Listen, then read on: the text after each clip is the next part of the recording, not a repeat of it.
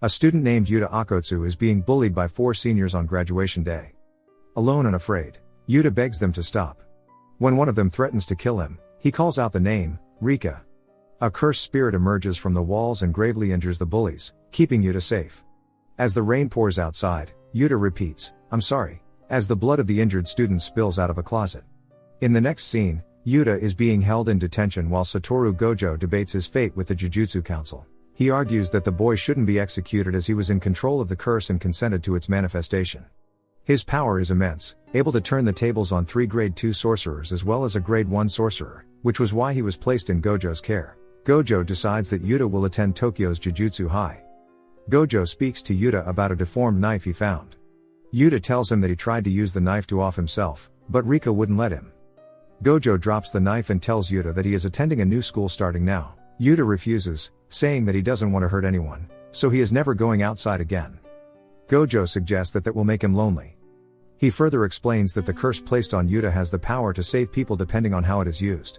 He instructs Yuta to learn how to use that power.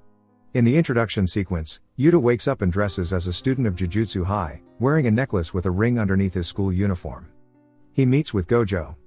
First-year students Maki Zenin, Toge Inakami and Panda talk about the new transfer students incident as they walk to class.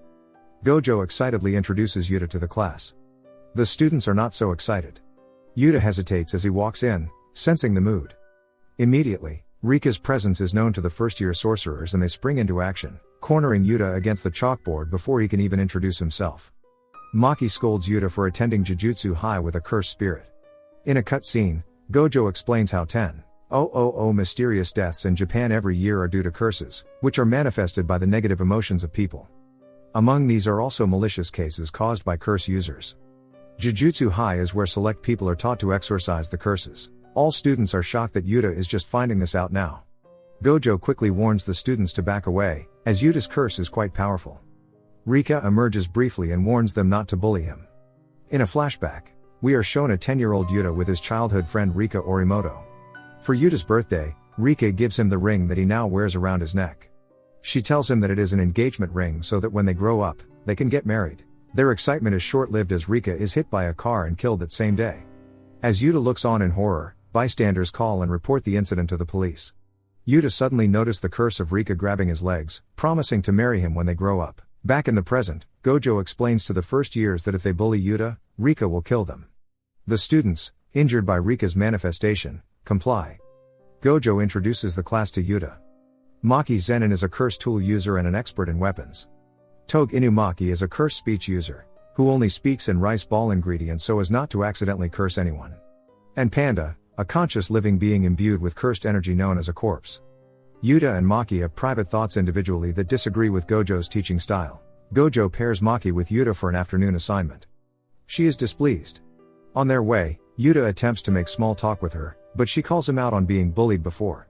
She analyzes his situation where Rika has been protecting him, but he still acts as though he is the victim. She warns him that Jujutsu High requires him to have a goal in order to succeed. Panda and Toge interrupt her, and she storms off. Panda apologizes to Yuta for her behavior, and Toge agrees with him. However, Yuta sees her point. Gojo leads the pair to an elementary school where 2 children are missing, supposedly taken by a curse. Maki explains to Yuta that schools and hospitals tend to have many negative emotions associated with them, which makes them a receptacle for curses. As negative emotions build up, they can cause a curse to be born. Gojo continues with their assignment, to retrieve the children, alive or dead. Gojo then drops a veil to help them find the curse while remaining undetected to the human world. He closes the veil advising them to try not to die. With no time to react, the veil closes and Yuta is forced into watching Maki do battle with several low-grade curses. As Maki takes out the curses effortlessly, she tells Yuta that weaker curses tend to group together, similar to weaker people. Yuta is amazed at her abilities and how easy it is for her to exorcise curses. He follows her inside. While exploring the inside of the school, Yuta is scared and tries to make conversation with Maki by calling her Zenin-san. She warns him not to use her family name, and answers his question. There are several low-grade curses around the school, but they seem to be hiding, and not attacking. She wonders if it is because of Yuta and Rika. Maki asks Yuta his ranking, from 4 to 1, and is shocked that he doesn't recall getting ranked. Frustrated, she refers to Gojo as the dumb blindfolded guy, and asks for Yuta's student ID. His ID ranks him as special grade. even higher than a grade 1. She is at first confused, but doesn't have time to think about it as they are approached by a gigantic curse, which blows out the side of the building. Maki tries to attack the curse with her weapon, but it is knocked out of her hand, and the two are swallowed. The curse says, "Thanks for the meal," as Maki's weapon falls to the roof of the school. Inside the curse's stomach, Maki shouts in anger at herself for losing her tool. Yuta is so shocked he needs to be reminded that they were swallowed, and explains that he doesn't know how to summon Rika. Maki tells him that help will come for them once the veil drops, but is still angry about their situation. They hear a cry for help and find the two children. Both have been affected by the curse, with the younger one unconscious. When Yuta asks what they can do for them, Maki tries to explain that not everyone can resist cursed energy like Yuta can, but she faints. Yuta notices the curse manifesting in Maki, and the child begs him to help. Yuta says that he can't help, but Maki wakes up and demands an answer. Why did Yuta come to Jujutsu High? What does he want to achieve? Yuta tells her that he doesn't want anyone to get hurt anymore. He agreed with Gojo that locking himself away would make him lonely. He wants to be needed by others so that he can feel confidence that he is living a worthy life. Maki advises him to exorcise curses over and over again. Confidence and friends will come after that. That's the way in Jujutsu High. As she falls to the ground, she reveals his necklace with the ring, which Yuta puts on. Immediately, the curse is torn apart by Rika as Gojo watches the carnage from outside the veil.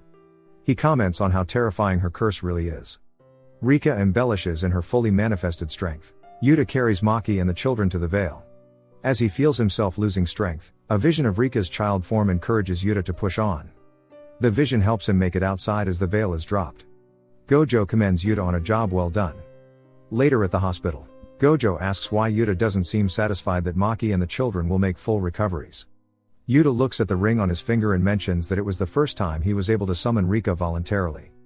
Gojo compliments him on making progress and understanding his power. As a child walks by rolling an IV drip, Yuta has a flashback to meeting Rika in the hospital, when he would go on the same walks.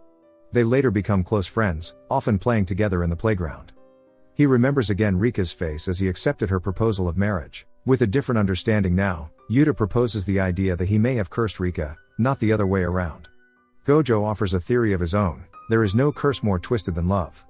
Yuta promises Gojo that he will break Rika's curse while at Jujutsu High. Back at the elementary school, a man walks up to Yuta's student ID, dropped during the encounter with the curse. Gojo is being scolded by the council once again, this time for allowing Yuta to fully manifest the Rika curse for 422 seconds. Gojo makes no excuse, and assures them that he would have risked his life to protect the students if things got out of control.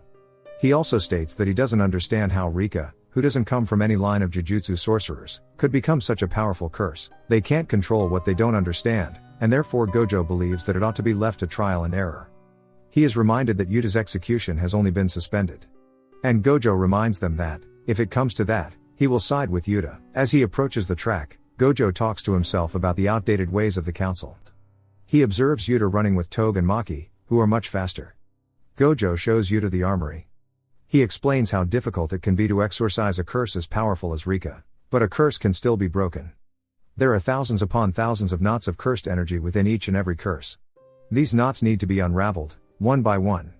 It can only be done by Yuta, the one cursed by Rika.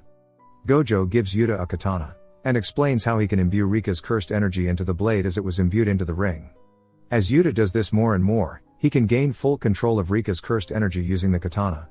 Once he does that, they will both be free. Gojo also reminds him that in order to properly wield the katana, he will also have to learn swordsmanship. So his training begins. Make sure to subscribe and turn on notifications, so you can watch more movies like this. Thanks for watching.